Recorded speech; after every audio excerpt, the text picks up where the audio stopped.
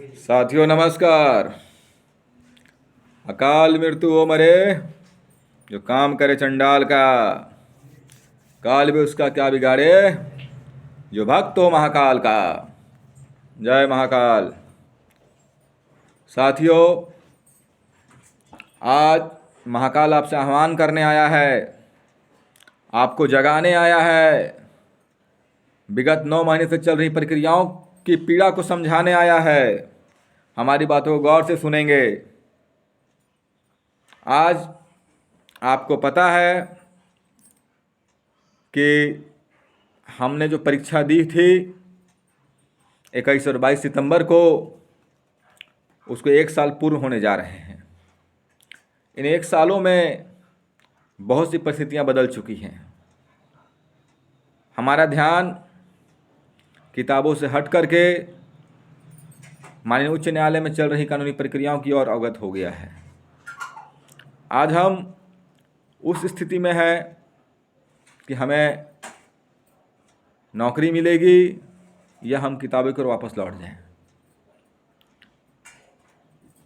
तो फिलहाल आप लोग से यही अनुरोध करने आया हूं कि इस कानूनी प्रक्रियाओं में हम लोग मिल कर के एक लड़ाई लड़ रहे हैं और लड़ाई को जीतने के लिए, अपने लक्ष्य को प्राप्त करने के लिए, अपने संघर्ष और मेहनत को साकार करने के लिए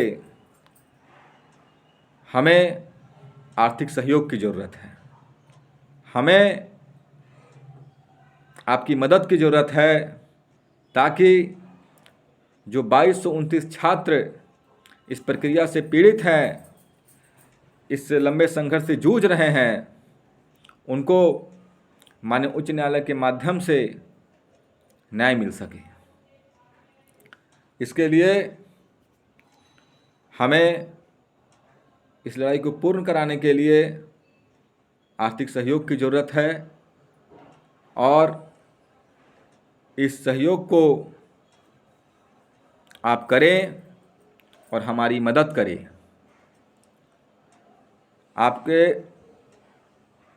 समझना पड़ेगा कि अगर आज आप हमारी मदद नहीं करते हैं, आज हमें इस लड़ाई में साथ नहीं देते हैं, तो ये लड़ाई फिर लंबी चलेगी और लड़ाई जितनी लंबी चलेगी उतना नुकसान हमारा ही होगा।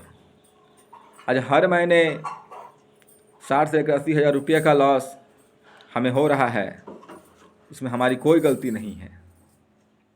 हम इस परीक्षा को पास करके आए थे और एक बेहतर भविष्य का सपना देख रहे थे, लेकिन जब ये प्रक्रिया न्यायालय में चली गई तो फिर हमें उसी तरीके न्यायालय की प्रक्रियाओं से होकर ही गुजर करके अपने हक और अधिकार को प्राप्त करना होगा।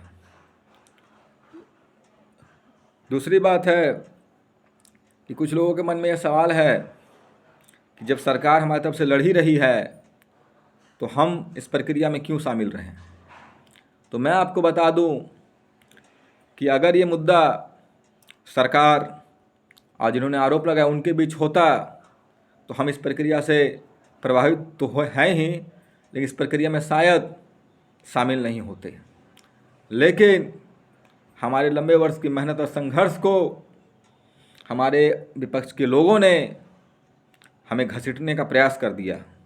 हमें सार्वजनिक रूप से 35 लाख वाला सेटर और ऐसे बहुत से व्यक्तित्वों से नवाजा गया जिन्होंने हमें हमारे लंबे वर्षों की मेहनत को धूमिल करने का प्रयास किया। आज एक सिलेक्टेड छात्र अगर किसी चाय की दुकान पर, किसी क्रिकेट के मैदान पर या किसी सारी जगह पर खड़ा होकर है तो अपने मेहनत के बल पर जो उन्होंने मुकाम हासिल किया है उसे बताने से भी संकोच करता है, क्योंकि जब वो अपने बातों को रखने का प्रयास करता है तो उनके ऊपर धांधली का और 35 लाख देकर नौकरी लेने का आरोप पहले से तय कर दिया जाता है। तो आज हमारे साथ ऐसी स्थिति है कि अपने अपने प्रतिभा को दम पर इस मुकाम को हासिल भी किया और उसे बताने में भी असमर्थ महसूस करते हैं। इसका कारण कौन है? इसका कारण वही लोग हैं जो इस परीक्षा में असफल हो गए और बिना सोचे समझे हमारे मेहनत पर, हमारे संघर्ष पर उंगली उठा रहे हैं। वो हर तरीके का प्रयास कर रहे हैं, हर साम दंड भेद का इस्तेमाल कर रहे हैं, जिससे प्रक्रिया बाधित रहे और हम जूझते रहें। इसलिए मित्रों, आपसे मैं ये बात को बोलना चाह रहा हूँ कि पिछले जिस प्रकार 200 साल भारत गुलाम रहा बाहरी ताकतों से, जिस प्रकार 25 साल झारखंड के निर्माण के पूर्ण होने जा रहे हैं, फिर भी आज बाहरी ताकतों का हमारा भोला भाला झारखंड शिकार हो रहा है, उसी प्रकार राज्य की हर भर्ती प्रक्रिया और खासकर ये भर्ती प्रक्रिया भी कहीं ना कहीं उन ताकतों का शिकार हो रही हैं। तब हमें अब इस बात की ज़रूरत आन पड़ी है कि हम लोग अपनी झारखंडी ताकत और एकता का परिचय दें और इन्हें बताने का प्रयास करें कि हम कभी न झुके हैं और न कभी हारे हैं, हम लड़े हैं, हम लड़े हैं, हम लड़े हैं। इसलिए मैं आप लोगों से अनुरोध कर रहा हूं कि अब इस प्रक्रिया का जो सुनवाई होने जा रही है वो बहुत निर्णायक सुनवाई है। अपोजिशन वाले सारी ताकतों को लगा रहे हैं कि प्रक्रिया बाधित होती रहे और हमें अपनी सारी ताकतों को लगा करके अपने हक और अधिकार की चीज़ों को प्राप्त कर लेना है। हमें जो लंबे वर्ष की जो मेहनत हमने की है उसका परिणाम हमें चाहिए। इसके लिए आप से अनुरोध करता हूँ कि कृपया करके आप इस प्रक्रिया में हमारा सहयोग करें और हमें आर्थिक रूप से मजबूत करें। आपको मैं जानकारी दे दूं कि 25 से 30 लोग रांची के सभी सड़कों पर पिछले 9 महीनों से 2229 छात्रों की लड़ाई लड़ रहे हैं। वो हर दिन, हर समय, हर एक सेकंड प्रयास कर रहे हैं कि इस लड़ाई को जल्द से जल्द ही एक निर्णायक मोड़ पर पहुंचा दिया जाए। इसलिए मैं आपसे अनुरोध करता हूं कि हम सामान्य छात्र हैं और सभी किसी न किसी आर्थिक परिस्थिति से जूझ रहे हैं, लेकिन वर्तमान समय में हमें अपने भविष्य को साकार करने के लिए, अपने आप को समाज में अपनी प्रतिभा को स्थापित करने के लिए इस कानूनी लड़ाई में आपकी मदद चाहिए।